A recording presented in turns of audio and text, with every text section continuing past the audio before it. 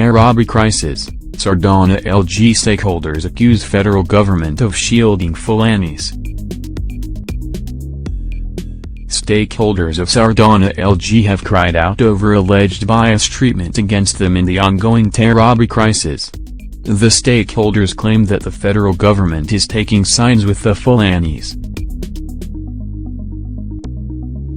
According to the Sardauna stakeholders, the FG is not doing anything to protect the Mambilla Plateau people. Worried by the recent crisis rearing its ugly head in Taraba State between herdsmen and farmers on the Mambilla Plateau, the Sardauna local government stakeholders have come out with their side of the story in which the FG is accused of bias. In a statement titled "The True State of the Matter," the stakeholders claim that the need to set the record straight and seek for total justice has made them come out to alert the world. The statement was signed by the trio of Mohamed Atepsi, Marcus Bovoa and Ismail Bun, for and on behalf of Sardauna LG stakeholders. They assert that the purpose of their writing is to set the record straight and alert the general public on how the FG is allegedly taking sides with the Fulanis to kill and maim the Mambilla Plateau people. The group claimed they have no option than to tell the world about this open injustice.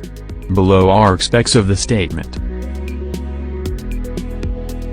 We are disturbed by the sad events on the Mambilla Plateau and condemn in strong terms the outbreak of communal unrest between grazers and farmers on Saturday, June 17.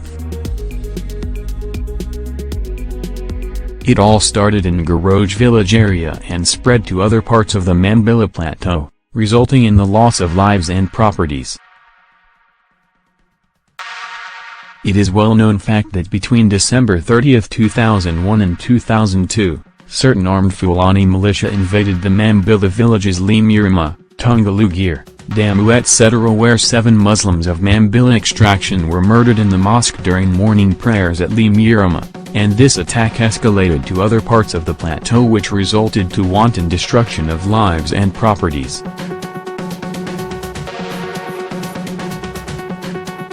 That attack by the Fulani militia was an attempt to dispossess the Mambilla of their ancestral land. This attracted the attention of the state, federal government and the international community, particularly the United Nations. The crisis led to the flight of many people from the area to Cameroon and other parts of Nigeria as refugees. This led to a fact-finding mission made up of the UN High Commission for Refugees, UNHCR, in collaboration with the state and federal governments in an effort to reconcile and resettle the refugees and internally displaced persons. Consequently, the UNHCR recommended that for a lasting solution to the grazers-farmers crisis, a Peace and Reconciliation Committee made up of stakeholders of all the tribes on the Mambilla Plateau be constituted. Accordingly, the then governor of Taraba State, H. T. Relevanjali Naim directed the local government council to constitute the said committee, which was headed by the then local government chairman Transition Committee, Ali Jaibo, a Fulani man. The 10-member committee consisted of representatives of all the tribes. At the end of the committee's meeting, which held from June 8, 2003, a communiqué which identified the problems and proffered solutions to the crisis was issued to the government for implementation. The problems identified by the committee were as follows. Acting President Yemi Osinbajo has ordered the deployment of military battalion, police reinforcements, and other security officials to stop attacks in Taraba State. 40 The meeting identified the following as the major problems that militated against the peaceful coexistence. Land conflict was identified as one of the major sources of conflict between the farmers and grazers. 2. Improper allocation of land by the authorities. 3. illegal occupation of land by farmers and grazers. 4. Tribalism, hatred, rumor-mongering, oppression and suppression by the rich. V. Political differences, lack of justice. The meeting resolved and recommended the following as solutions for peaceful coexistence. I. The state government and local government should constitute a high-powered committee to revisit the issue of land allocation in Sardauna local government using the existing laws. 2. All lands illegally occupied during and after the crisis should be vacated under the supervision of the local government. B. All lands properly allocated by the local government land committee should be upheld under the supervision of the local government. C. All lands illegally occupied by both farmers and grazers before the crisis should be referred to the high-powered committee for proper redistribution. D. All land matters should be handled by the high-powered committee and/or the local government instead of the military personnel. E. In the spirit of give and take, those who have much land should give those in need, farmers and grazers. 3. The leadership of the local government, village heads, religious leaders, opinion leaders etc. should preach to their subjects against tribalism, hatred, rumor-mongering, suppression, oppression, political differences, and injustice and live by example as enjoined by the two holy books, the Quran and the Bible.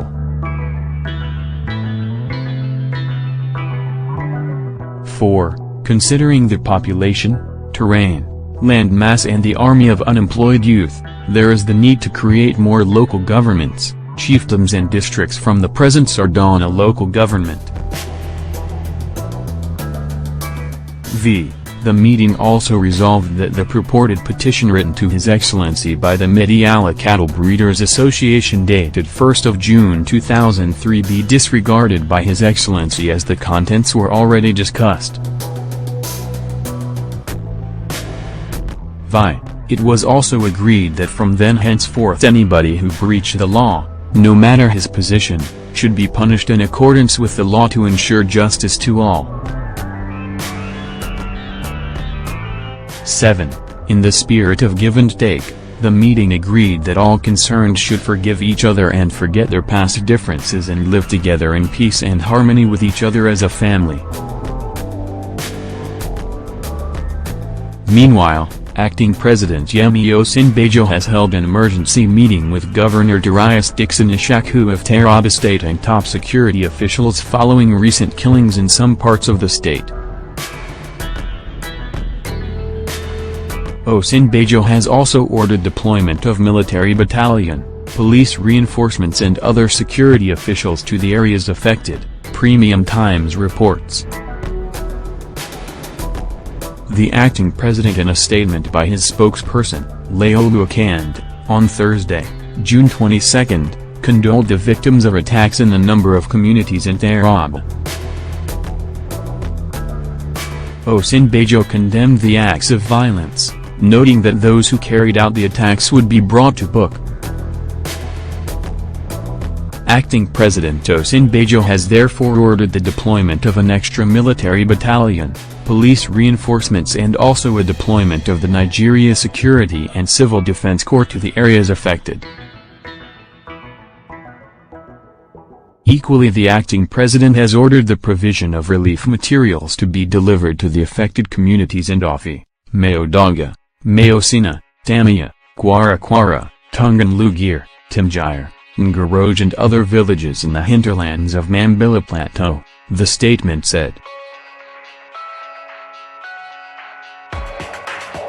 The statement also said the federal government had put in motion long-time solutions including mediation between opposing groups in the communal conflict.